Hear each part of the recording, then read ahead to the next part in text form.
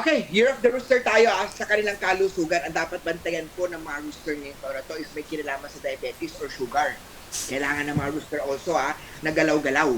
Dahil yung diabetes yung sugar niya po ay posibleng lumala o medyo posibleng na maging mas mataas.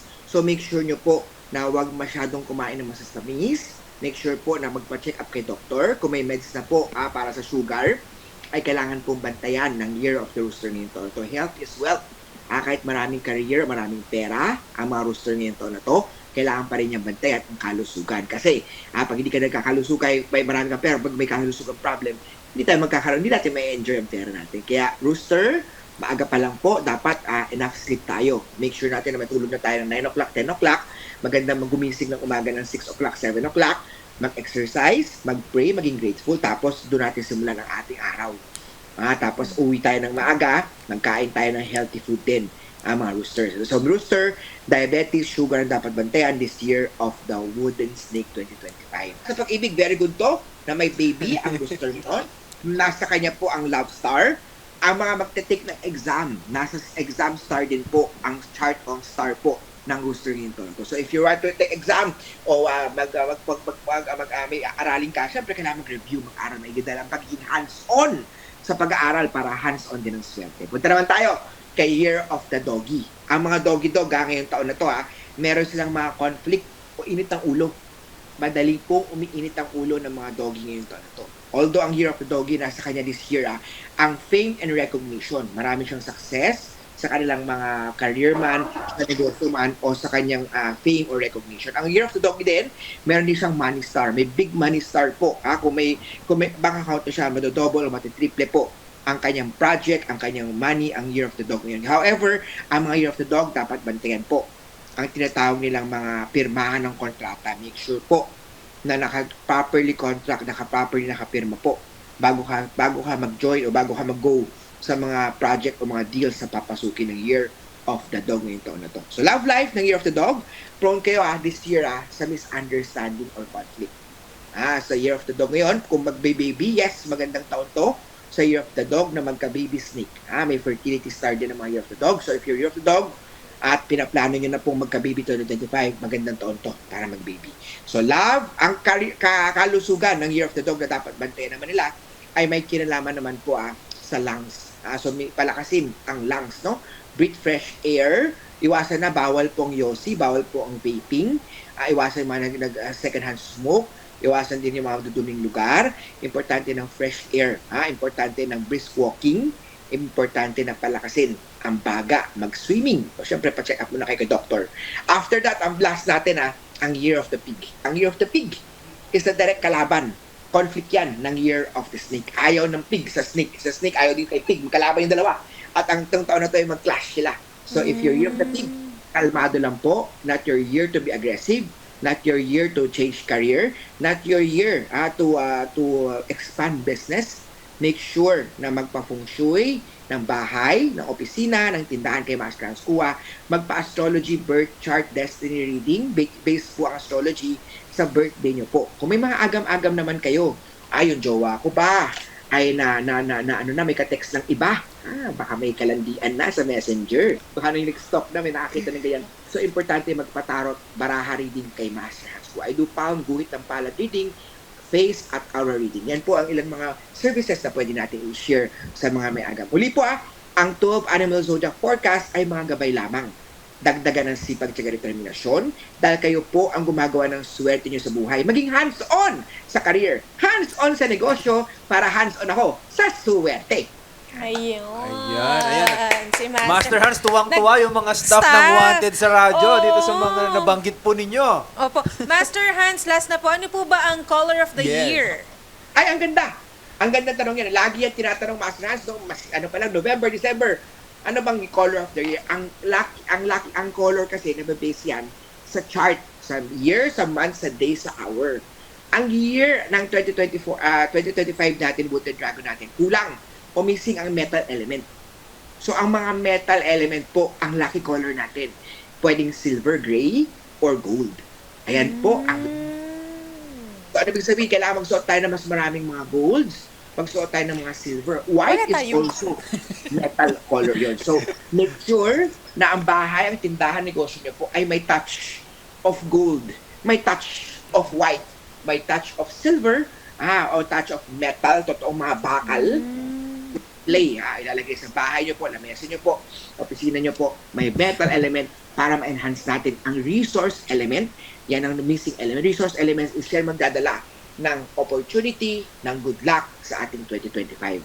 Yan po ang lucky color natin, gray or silver po, ang lucky color sa 2025 Year of the Wooden Snake. Oh, okay. Alam mo, may isang advice si Master Hans na hindi ko makakalimutan. Alam ni Master Hans yan.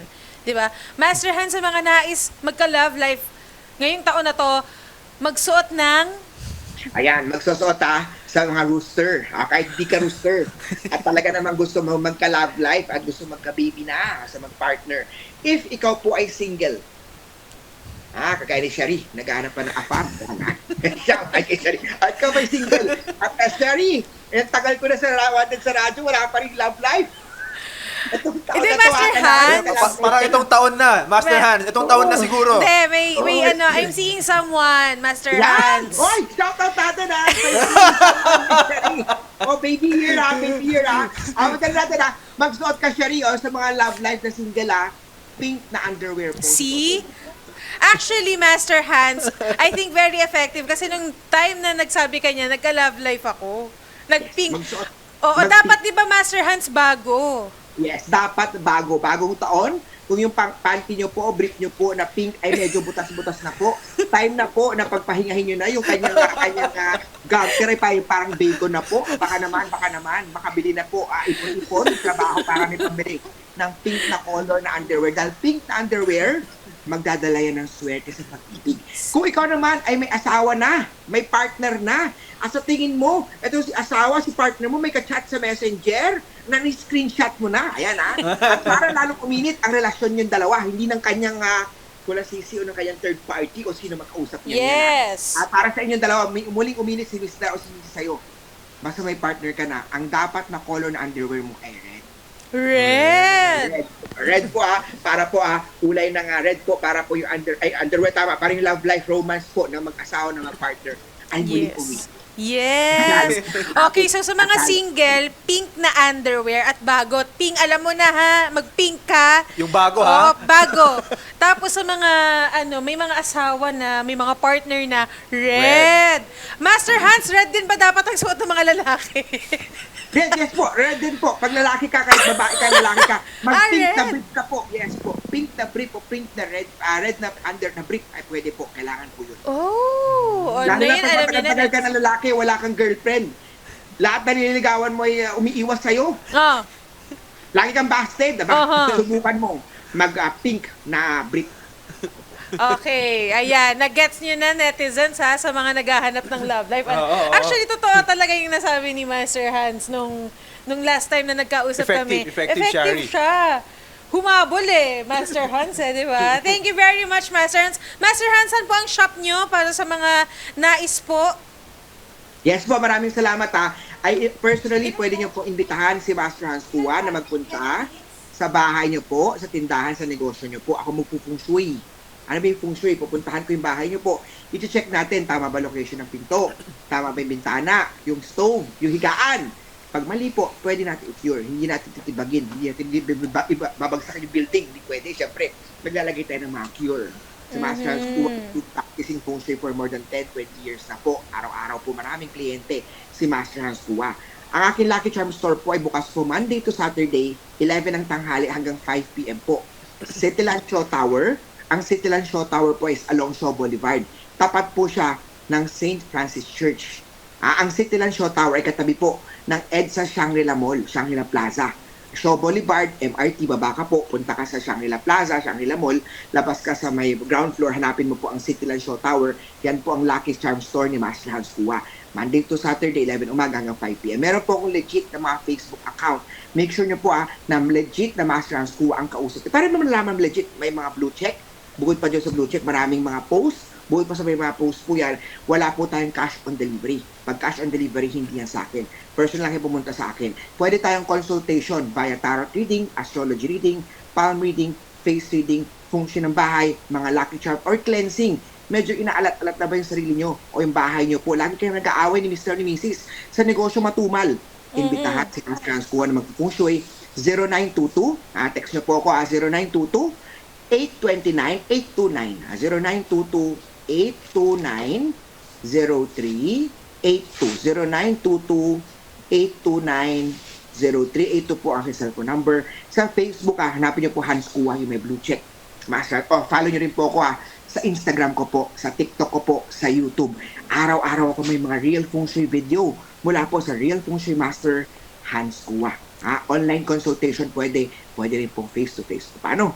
Wishing everyone a prosperous, happy, at masayang love life ang 2025 natin, Year of the Wooden Snake. Maraming salamat ulit at kita-kita tayo sa mga next Feng Shui with Master Hans Kua. Master Hans, meron pa pong mga ibang katanungan pala, no? Ang ating mga netizens at mga ibang staff natin dito. Umpisa na lang muna natin, Master Hans, no?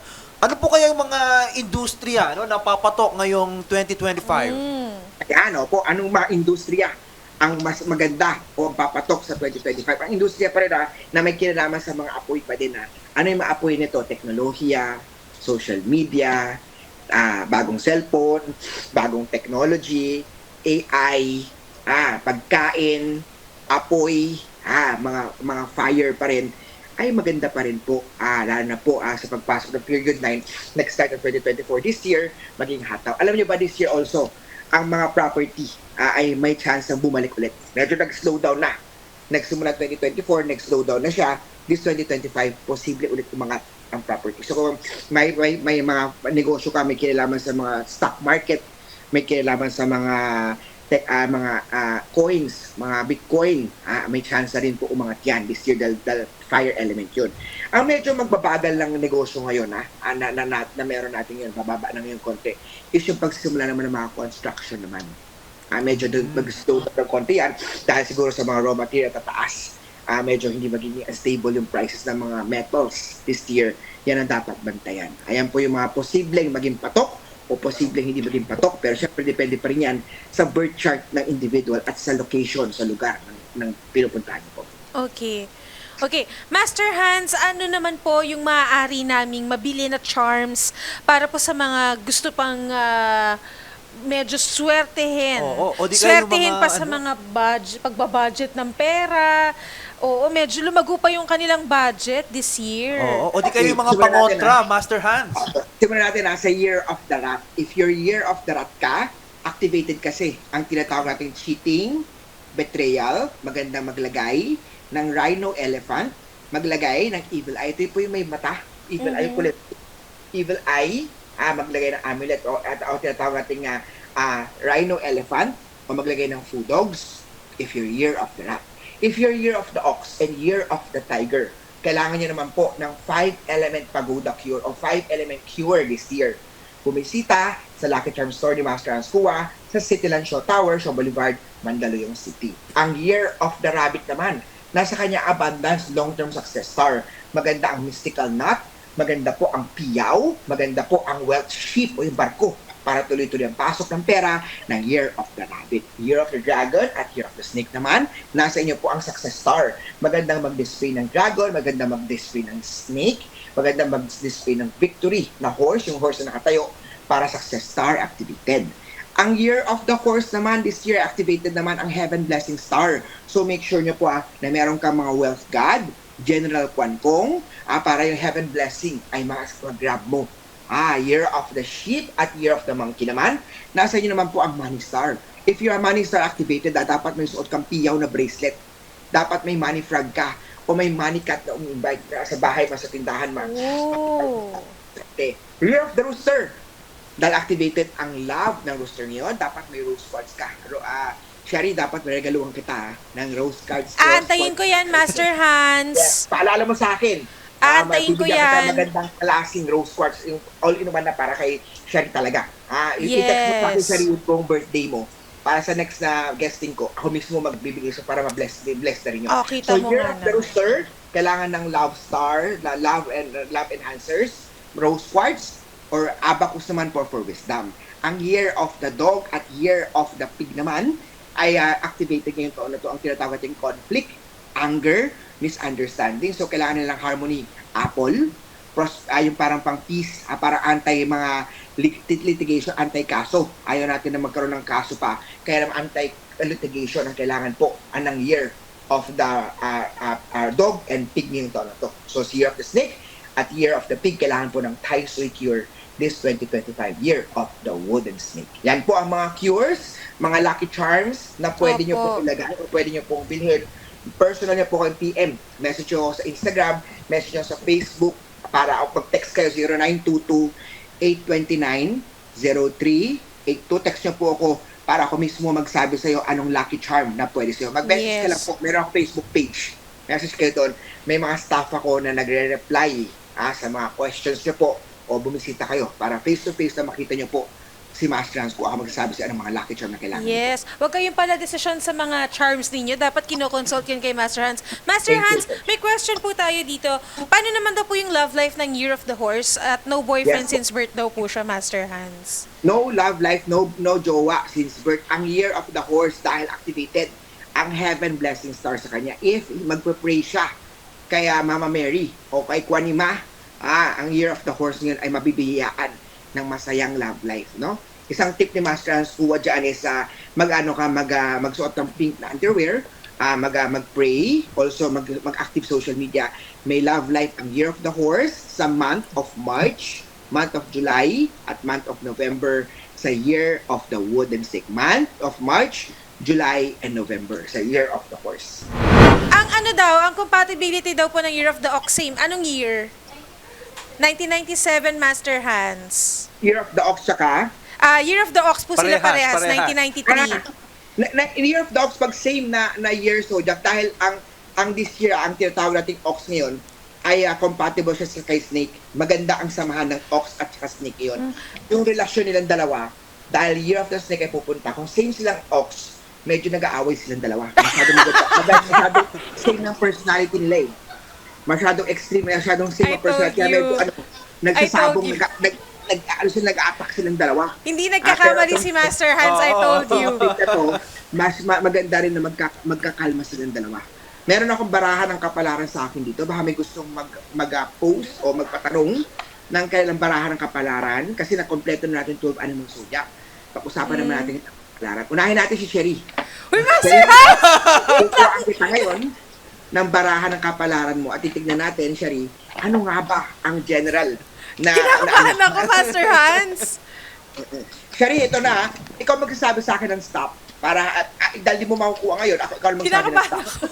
Sabi mo lang sa akin stop para. Go, Sherry. Okay, sige. Stop po. Sherry, the Two of Pentacles. The Two of Pentacles, ito sabi ng baraha kay Sherry, this year daw po, may extra racket ka. Bukod pa, sa extra racket na magandang balita, ay may extra jowa din daw po. Ay!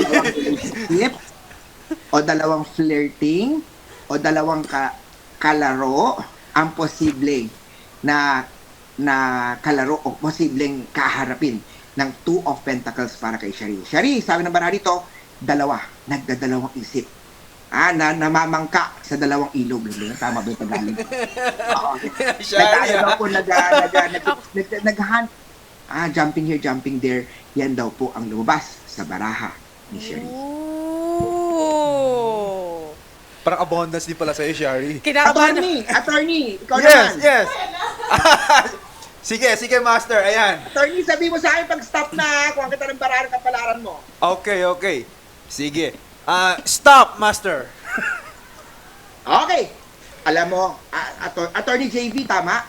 Yes, Attorney JV. Opo, Master. Attorney JV, ang taon na to, the Seven of Pentacles. Pentacles is money. The Seven of Pentacles may harvesting daw po. Ano ibig sabihin harvesting? Meron ka matagal nang ginagawa o pinaghihirapan, hinahands-on mo, araw-araw mo pinofocus, binibigyan mo ng effort. Itong taon daw to ay magre-reap ka na daw po ng harvest. Oh, wow, I love it. Nice. Si Attorney JV ay may asawa na po ba? Actually, ikakasal ako this year, Master. Perfect year of si Attorney JV. Ako ay Year of the Pig. Yes. And, Attorney JV, and yung partner ko is Year of the Monkey. Okay. Yes po. Year of the monkey, year of the pig.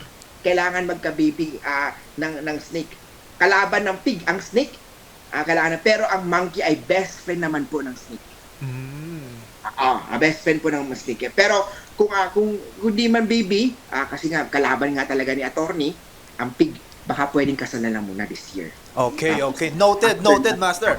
Question lang po dito, yung Year of the Fire Rat and Year of Earth Dragon, kung ano daw po ang compatibility daw po? Year of the fire, and alam mo yung fire and earth element na to, is nagsusupport sila sa isa't isa.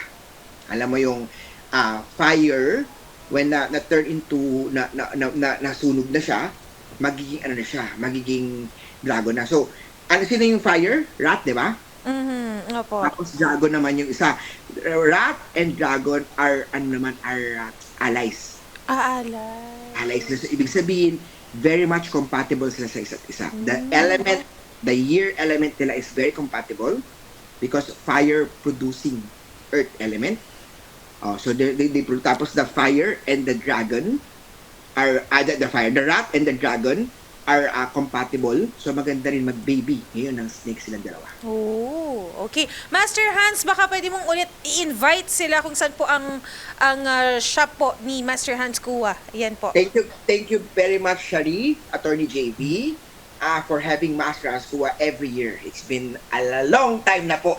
Bago pa mag-pandemic, hanggang sa pandemic, hanggang sa tapos ng pandemic, every time, lagi niyo po inimbitahan si Master Hans Kua.